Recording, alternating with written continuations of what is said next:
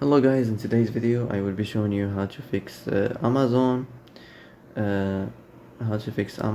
not working problem. So the answer is easy. Just go to the settings and then scroll down to the apps section and then go to the search and search Amazon and then go to the storage, and here you will find this clear cache option. Click on it. Now you can go check it if it worked, and if it didn't you can try to restart your phone or turn the Wi-Fi off and on, or the Bluetooth or the airplane mode.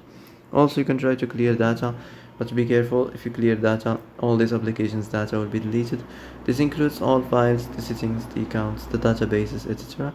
So be careful if you want to clear your data. And that's it for today's video. I hope this is the answer you've been looking for. If you like this video, don't forget to like and subscribe, and see you in the next video. Thanks for watching.